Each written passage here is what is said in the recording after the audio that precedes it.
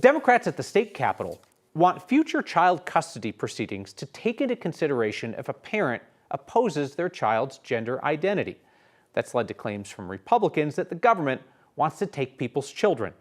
Our Angeline McCall breaks down what is actually in this bill and how close it is to becoming law.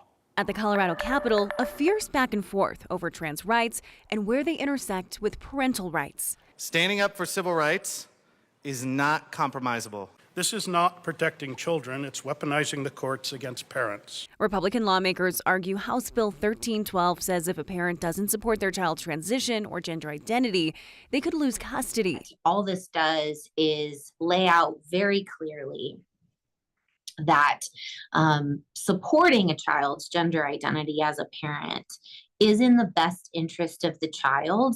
Democratic Representative Rebecca Stewart is one of the bill's sponsors. She says the bill expands anti-discrimination protection for trans individuals. It says courts can't punish parents or revoke custody rights for allowing their child to receive gender-affirming health care. But it also allows a court to consider that dead naming or misgendering, for example, can be a form of coercive control and then taken into consideration when deciding custody disputes. That may or may not ultimately play into a judge's decision. We are just making it very clear that this is something that may be considered. Republican opponents argue parents who oppose a child's transition or gender identity will lose visitation or other rights. This would allow a parent who may be navigating an incredibly complex and emotional issue with their child to lose custody for not affirming a gender identity they may not understand. We are parents.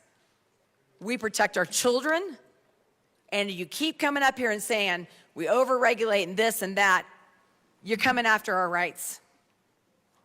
And we're not going to stand for it. Stewart, as the sponsor, says what they see on the ground is that parents who support their children are the ones attacked in court, but opponents fear the bill would be used differently in practice. We did reach out to GOP members as well as the minority leader. No one was available for an interview today, but we'll see more discussion of this bill play out as it heads over to the Colorado Senate. All right, Angeline McCall, thank you very much.